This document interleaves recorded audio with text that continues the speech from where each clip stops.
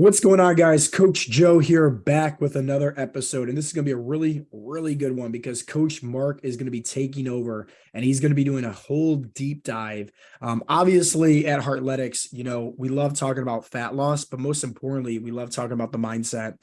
And some of the different mindset techniques that we use out there is things like gratitude, affirmations, meditation, visualization, everything like that.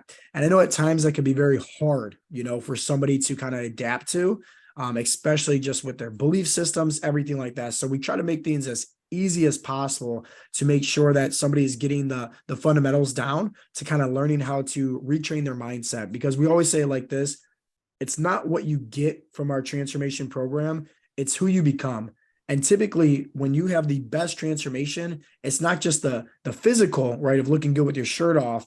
It's more of who you became in that process, the mental. And today's presentation that Coach Mark's going to run with us is going to be a really, really good one to break everything down. So if you guys are listening on iTunes or Spotify, I highly recommend checking out the replay. Just go over to YouTube and you'll see it there on the Heartletics YouTube channel. This is going to be a really, really good presentation. Mark, I'm going to do a quick screen share and you can just go ahead and take it away, brother. Absolutely. And so I'll preface this by saying that we're here today to talk about visualization and from the perspective of what it is, why it works, and then some pitfalls that can prevent it from being as effective as possible.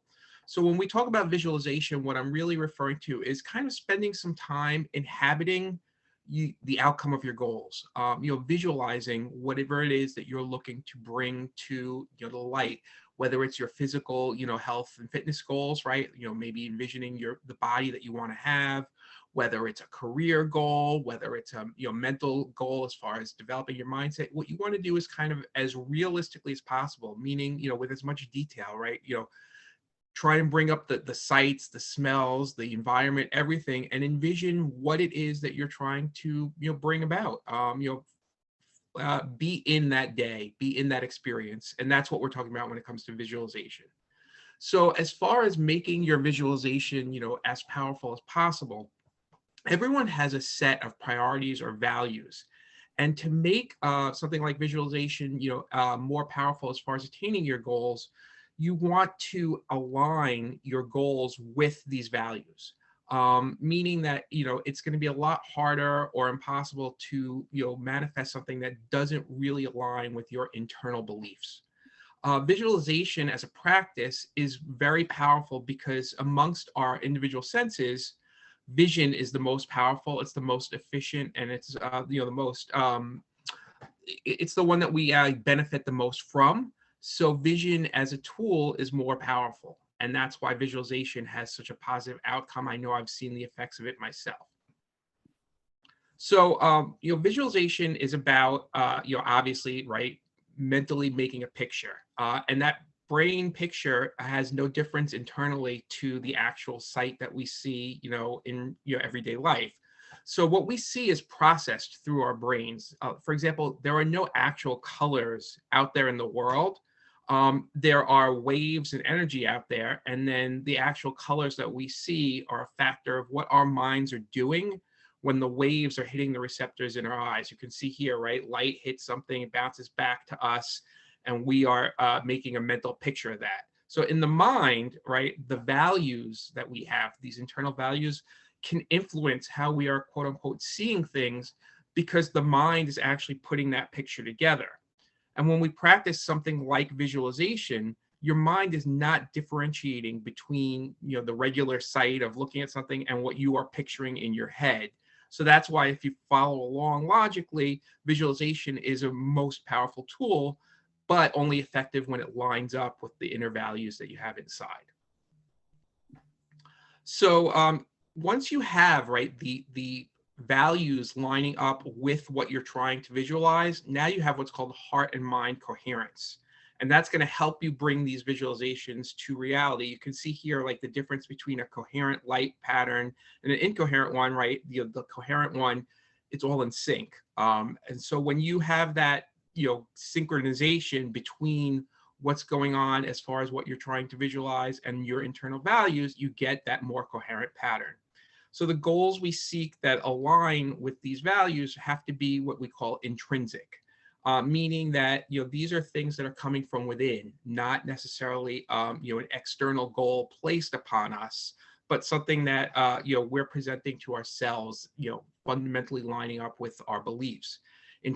Extrinsic goals, right? Goals that are being presented to us from the outside are not going to work as easily on something like, say, the RAS, because our unconscious filters out things that don't line up with our goals. So while the RAS is going to line us up with things that are in line with our goals, and it's going to make them repeating in our head. So that's why it's harder to match up with something that isn't really an internal value. Now, all of this doesn't mean that you don't have to actually put in the work to achieve these goals that you're striving for. These are just practices that are going to help you with your focus, with your direction, with pointing you on the path towards what you're trying to achieve. So these really keep you steady on your daily actions and habits that lead to your goals. So other than not being in this coherence, right, it comes the question of what can hamper you in terms of your visualization, your manifestation coming to light, actually pointing you in these directions. And the first thing, the first problem there would be, if you were to set these goals, right, and you're working on them with your daily practices, your mindset work, but you're dwelling on this, right, 24/7 and kind of, just fixating on it, at that point, you're doing what's called putting it on a pedestal. And when you put something on a pedestal, you force it away. So once the goal is set and you're visualizing it, other than spending a little time with that visualization, with your mindset work each day, don't spend the rest of the day kind of fixated on that, because otherwise you will not really get to where you're trying to go. You'll be forcing it back. What you do want to focus on is those individual steps, right? Your daily habits, things like that we talk about in Heartletics, like the 7 keys to fat loss. So if you're dealing with those small individual steps each day, that's going to help you a lot more than worrying about that final outcome. So another setback comes from unrealistic expectations of only having positive results, right? In this world, everything has opposites. It's just the nature of the way things work. So, you all want to pursue, right? We all want to focus on those positive outcomes, and that's great. But along the way, there's always going to be trials, setbacks. It's just the nature of how life works. The path is never going to be all rainbows and daisies. So here at Heartletics, it's what we like to call curveballs, right? We get thrown curveballs. It's kind of a natural part of the process, and you have to expect those and take them in stride along with the gains. So all of this is natural because, like I was saying, all things have to have opposites. You can't get joy without having some, pain, some trials. In Heartletics, this means that we might not always get the results that we're looking for each and every time. It could be a setback, in training or nutrition. But if we stay in this alignment and keep forging forward, we are going to make progress towards those, pictured goals. You have to just realize that you can't fully control the time frame. You can't fully control when those setbacks are going to come. You just have to focus on the process and keep going. And this is a quote here: when people see things as beautiful, ugliness is created. When people see things as good, evil is created. Being and non-being produce each other. Difficult and easy complement each other. Long and short define each other. So you can't have one without the other. High and low oppose each other. Before and after follow each other. So you can't have success. You can't have progress without some struggle along the way to make you who you need to be.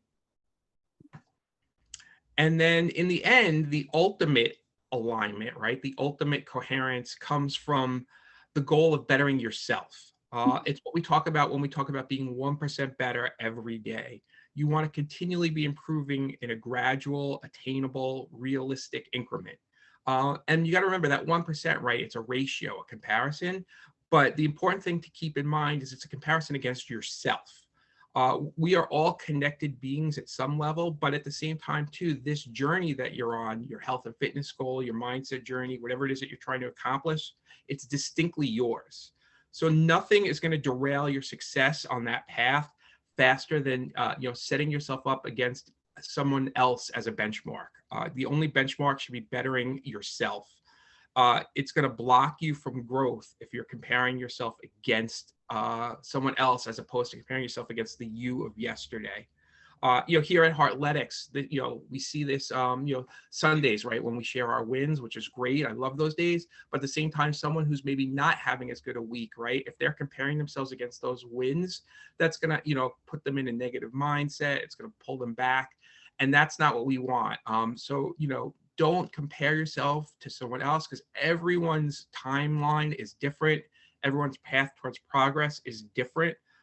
You can't dictate that timetable. You could just set the goal and move forward.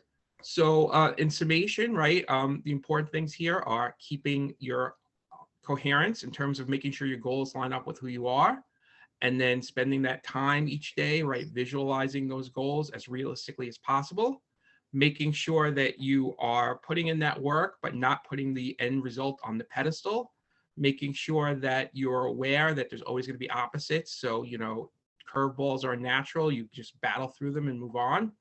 And be aware that you're comparing only against yourself. This is a, me against me, not me against the world, not me against anyone else. That's where you're going to see your best results. I love it. I love it. I always like learning. And whenever you do a presentation like that, Mark, it's always really cool. And before we do the outro, let me kind of give you guys some tips, because just like anything, right? Sometimes visualization can be really hard, and you might be thinking to yourself, but Joe, I want this. And, you heard Mark talk about getting all your senses involved, and that might be hard, right? But just like anything, just like working out a muscle, right? It's repetition. You practice. The best way to practice is, honestly, and this is going to be kind of silly, but it's going to make a lot of sense for people, is just close your eyes and then just imagine in your hand you have a lemon, right? A lemon. You probably know the texture of what a lemon feels like.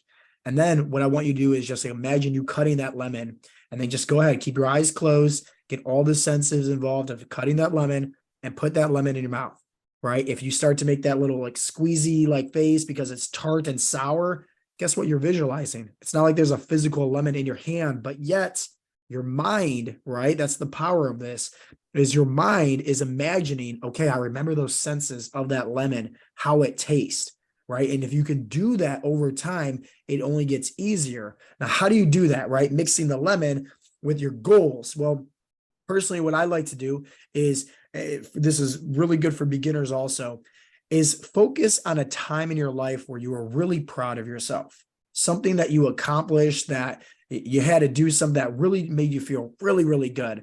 For me, I always like to revert back to my last amateur MMA fight, and it was against a tough opponent. I ended up winning that fight in 55 seconds in the first round, and it was amazing, right? The crowd is standing up cheering. I'm feeling really good. Like, it was an awesome feeling. Well, guess what? That feeling of feeling proud of myself, of feeling joy, of feeling happy, feeling excited, instantly think about your goals.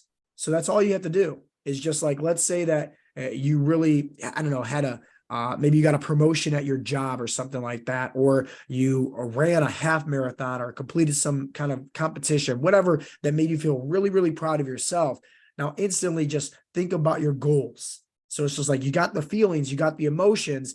Now visualize, okay, what are those goals? Maybe it's me walking on the beach and I have the body that I want.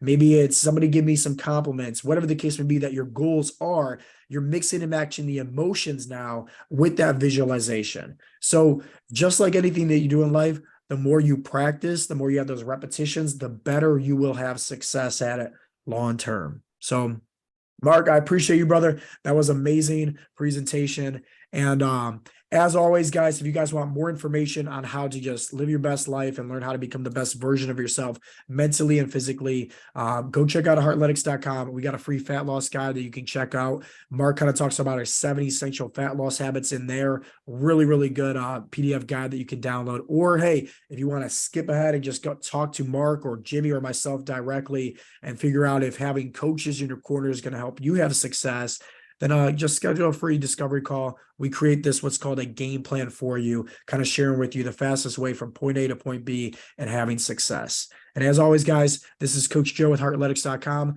Talk to you guys next time. Peace out, Girl Scouts.